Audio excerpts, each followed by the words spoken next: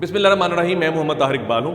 एक हम series of videos बना रहे हैं। सबसे पहली वीडियो हमने वर्ल्ड मैप के ऊपर बनाई, मुख्तलिफ चीज़ों को समझने की कोशिश की, कॉन्टिनेंट्स को समझने की कोशिश की। उसके बाद सेकंड वीडियो में हमने एशिया को पढ़ने की कोशिश की और तफसीली तौर पे हमने मुख्तलिफ रीजन्स को अंडरस्टैंड करने की कोशिश की। आज हम पढ़ेंगे ऑस्ट्रेलिया और बड़े मुख्तसर अंदाज में बड़ी तेज़ी के साथ सारी चीज़ें इंशाल्लाह आपके सामने खोल के रख देंगे ताकि आपको ये आप अंडरस्टैंड कर सकें। ऑस्ट्रेलिया तो ये है, ये एरिया भी ऑस्ट्रेलिया का है, इसके को कॉन्टिनेंट्स हैं, ये पूरा ऑस्ट्रेलिया है। और इस रीजन के अंदर ये जो पूरा रीजन है इसको हम ऑस्ट्रेलिया नहीं कहते। इन दोनों कंट्रीज को अगर हम मिला दें तो ये बनता है ऑस्ट्रेलेशिया। इन दोनों से मुराद क्या है? ये न्यूजीलैंड है। और अभी न्यूजीलैंड बाद में पढ़ेंगे। न्यूजीलैंड किस एक रीजन का हिस्सा है जिसे कहा जा रहा है कि वो ग्लोब के ऊपर 8वां कॉन्टिनेंट है, और उसकी खासियत क्या है वो भी सबसे एंड पे आप लोगों के सामने रखेंगे। लेकिन कुछ नाम मेरे सामने हैं, ये छोटे छोटे छोटे डॉट्स बने हुए हैं जो आइलैंड्स हैं, जो कि ममालिक हैं, जो कंट्रीज हैं, जो कॉन्टिनेंट का हिस्सा नहीं है। ये ऑलमोस्ट 20 के करीब बनते हैं। कॉन्टिनेंट का हिस्सा नहीं, किसी कॉन्टिनेंट का हिस्सा नहीं है, क्योंकि कॉन्टिनेंट होने के लिए कंटिग्यूअस पार्ट होना जरूरी है। कंटिग्विटी इसमें इनमें नहीं है, तो इस वजह से ये कंट्रीज काउंट तो होंगे लेकिन कॉन्टिनेंट का हिस्सा नहीं। इससे पहले मैं बता चुका हूँ आपको कि एशिया के अंदर 50 कंट्रीज हैं, अफ्रीका के अंदर 52 हैं, और अमेरिका के अंदर 32 हैं, और यूरोप के 49 कंट्रीज हैं। और इस तरह के अगर रीजन्स भी मिला लिए जाएँ, कंट्रीज भी मिला लिए जाएँ, तो 194 तादाद बन जाती है यूनाइटेड नेशन के अंदर जो लिस्टेड है। तो अब इस रीजन को हम क्या कहते हैं ये ज़रा हम पढ़ लेते हैं। ये जो रीजन है, ये वाला जो रीजन है, इसे पोलिनेशिया कहते हैं, इसे ऑस्ट्रेलेशिया कहते हैं, इसे मेलानेशिया कहते हैं, और ये जो आइलैंड्स हैं इन्हें हम कहते हैं माइक्रोनेशिया। तो ये चार जो रीजन्स हैं आपने अंडरस्टैंड करने हैं। ये कुछ नाम है यहाँ पर, ये कुछ नाम है यहाँ पर, और ये छोटे छोटे कंट्रीज हैं, छोटे छोटे कंट्रीज हैं। ये पोलिनेशिया में आते हैं, और ये जो एरिया है ये छोटे छोटे हैं, ये मेलानेशिया में आते हैं, ये माइक्रोनेशिया में आते हैं, और ये ऑस्ट्रेलेशिया में आता है। तो ये इस रीजन के गिरदोनवा में जो चीजें हो रही हैं वो भी मैंने आपको बता दी। अगर हम इन सब चीजों को मिला दें, चारों चीजों को मिला दें, तो वो बनता है ओशिनिया।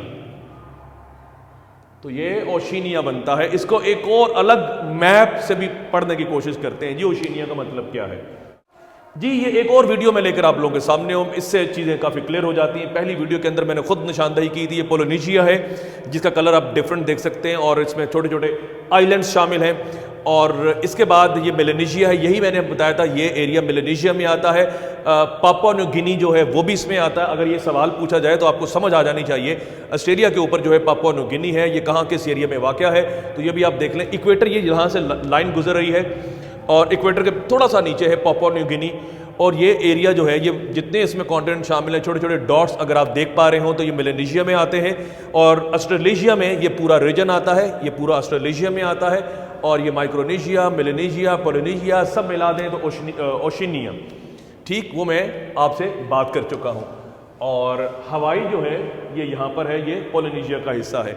सवाल ये बनते हैं जी कौन सा रीजन कौन से इलाके में वाक़या है। अब जो मैंने आगाज़ में आपसे बात की थी, ये न्यूजीलैंड क्या है, इसे क्यों कहा जा रहा है कि जी 8th कॉन्टिनेंट इसे होना चाहिए, बात की जा रही है। ये हम बात पढ़ते हैं, फिर वीडियो को इख्तिताम करते हैं जी। ये सारा एरिया बनता है जी। इस पूरे एरिया के अंदर हमने सिर्फ आपको ये न्यूजीलैंड दिखाया था, और इस पूरे एरिया की एक क्वालिटी ये है कि 94% ये अंडर वाटर है, और सिर्फ न्यूजीलैंड का जो हिस्सा है वो पानी के बाहर है। फिर भी ये कंट्री है, लोग यहाँ पर रहते हैं।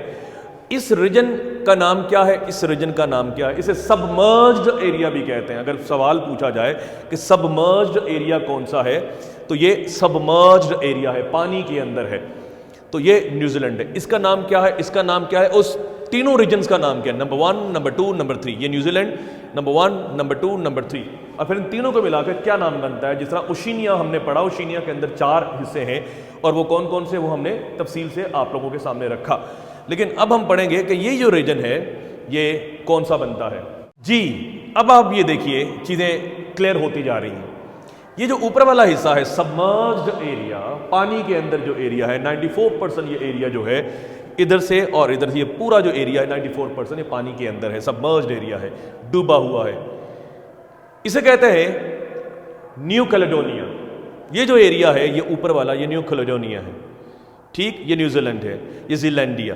तो ये सारा हिस्सा जो जीलैंडिया है वो कहा जा रहा है कि इसे मिलाकर एक अलग कॉन्टिनेंट बना दिया जाए।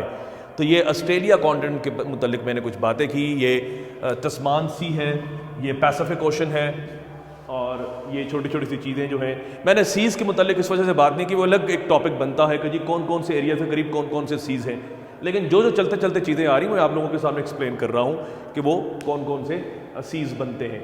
तो ये आपने ज़रा चीज़ें जहन में रखनी है। ऑस्ट्रेलिया हमने बात कर ली, ये जीलैंडिया है ये बात कर ली, और ये पूरा रीजन जो है इसको हम क्या कहते हैं, क्या इसके मुतालिक बातें हो रही हैं, और ये पूरा जो ओशिनिया है ये क्या है। तो ये एक मुख्तसर सी वीडियो हमने आप लोगों के सामने रखनी थी। अब जो नेक्स्ट वीडियो है वो हम बात करेंगे यूरोप के ऊपर, और बेशुमार चीज़ें यूरोप के ऊपर आप लोगों ने समझनी है, बड़ी इंपॉर्टेंट चीज़ें, बड़ी मज़े की चीज़ें, जो नाम हैं जो आप पढ़ते हैं वो आज की जो नेक्स्ट वीडियो है वो इंशाल्लाह आप लोगों के सामने रखेंगे। अपना अपने गिरदोनवा लोगों का बहुत सा ख्याल रखिएगा। मिलते हैं अगली वीडियो में। खुदा हाफिज़।